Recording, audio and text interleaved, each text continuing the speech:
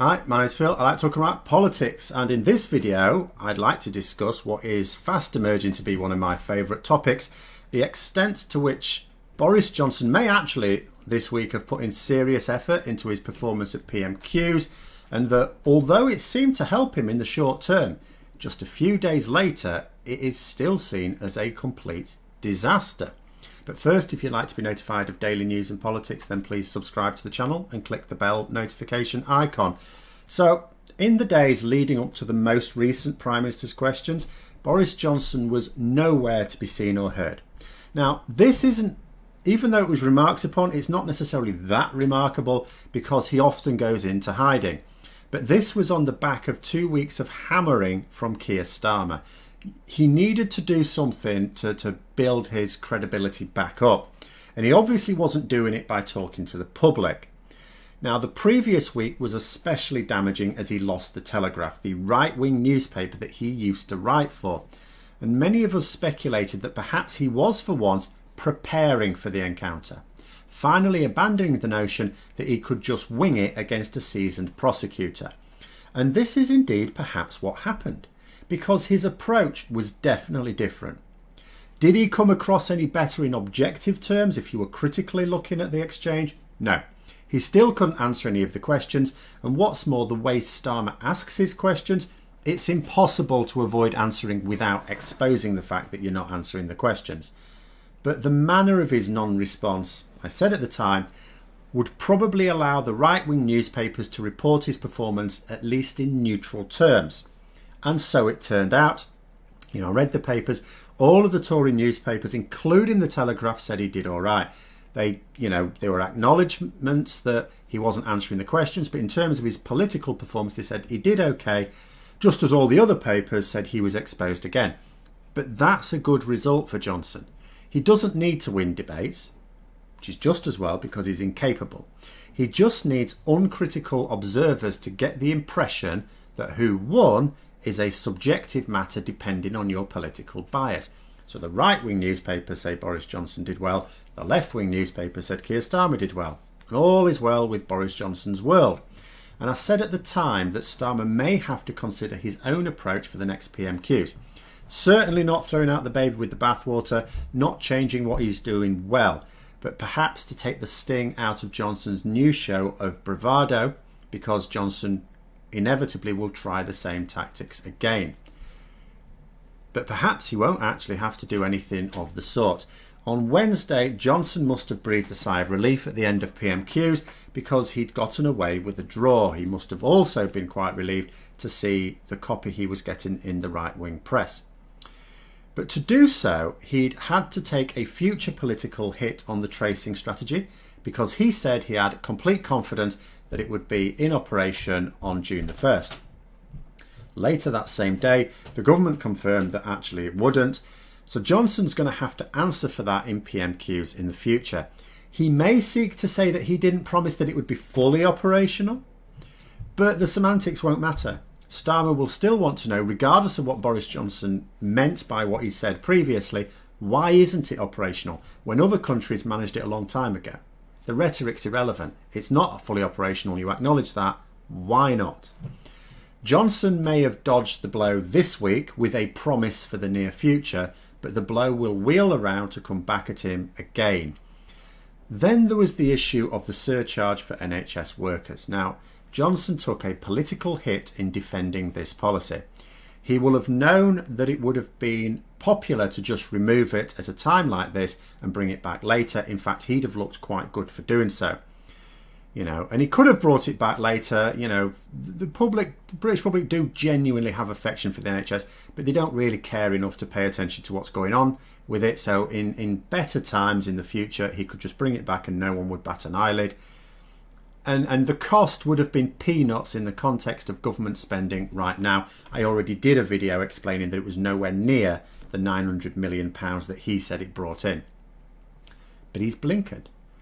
Stuffing low-paid workers with extra taxes whilst letting the wealthy get away without even paying their fair share is part and parcel of his raison d'etre. He saw the issue in ideological terms rather than practical political terms. And then he had to climb down the very next day. it seemed that plenty of Tory MPs were a bit more politically astute than he was and weren't prepared to take political hits themselves in their own constituencies in supporting this very unpopular policy. So with an 80-strong majority, Boris Johnson was facing defeat in a parliamentary motion put forward by his new rival, Keir Starmer. But although backing down means he doesn't lose a vote and so take an absolutely momentous political hit, it is still costly because he's still lost to Starmer. And defending the policy, it was a bit like paying a deposit that he won't get back. He's already taken the political hit for doing so. So here we are at the weekend and Boris Johnson is back in hiding. And if Wednesday was supposed to be the turn of the tide, the day he fought back against Starmer, then at this point, it's all fallen flat again. This week has turned out to be just as disastrous for him as the week before. And just imagine, if Boris Johnson really was having intense meetings with his political advisors ahead of Wednesday's showdown, then that means that this Wednesday was his really big shot at a recovery. It means he was being coached and coached and coached in how to handle himself. He played that out. That was him at his best. And if that is the case, and I can't know that it is, but if that is the case and that explains why he was absent for so long, then he really is in trouble. Because when PMQs returns the week after next, he's going to have to explain why our tracing programme isn't in place. He may also have his nose rubbed into the climb down with a passive-aggressive thanks for backing the Labour motion after initially opposing it. And it's not just Starmer that he has to deal with. You know, there's a growing rift with his own backbenchers, and even the Daily Mail, the Daily Mail, the right headbangers in Fleet Street, were attacking Johnson's handling of the coronavirus pandemic this week. In addition, with ministers beginning to blame their scientific advisors for the blunders so far by saying, oh, well, we just followed the science. If it was wrong, the scientists got it wrong. Well, guess what? Those same scientists are now going public about the fact that their advice has been ignored in policy decisions. And with each passing month, Johnson faces more and more battles on all fronts. And when you face a battle on multiple fronts, you have to start winning somewhere in order to shore up your position. But where?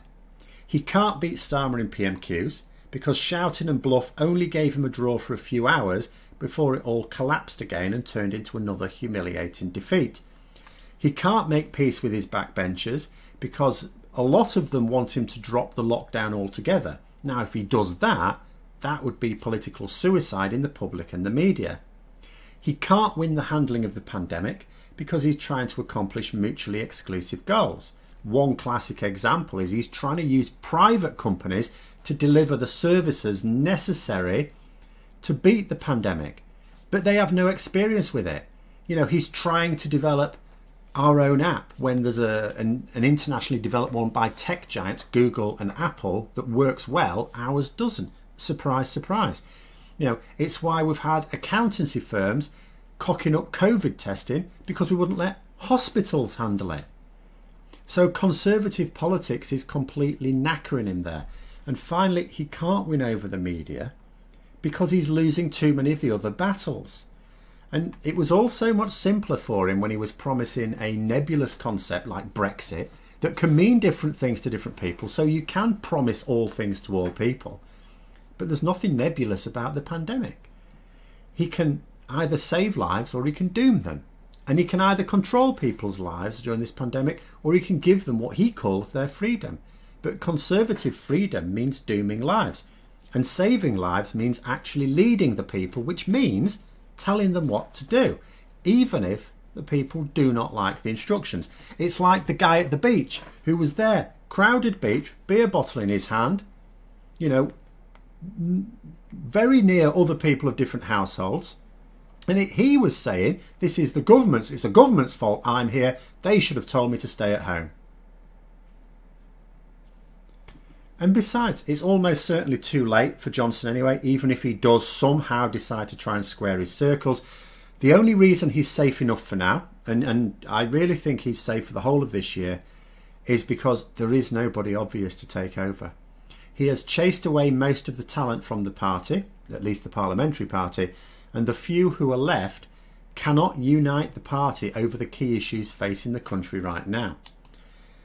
But it is only a matter of time, because one impressive feature of the Conservatives, it can't be denied, is that they expect success from their leaders, and tangible success at that. They don't get to have their leaders cost them an election and then claim to have won the argument. If you look like a loser, you are gone. And Johnson is looking like a real losing prospect for the future. But anyway, that's my reading of the situation right now. Lots of political twists and turns are sure to come before Johnson is seriously threatened from within his own party. But I hope you found the video interesting. If you did, don't forget to click the like button. And if you'd like to support the channel further, then please also click the Patreon link for details. And until next time, I'll see you later.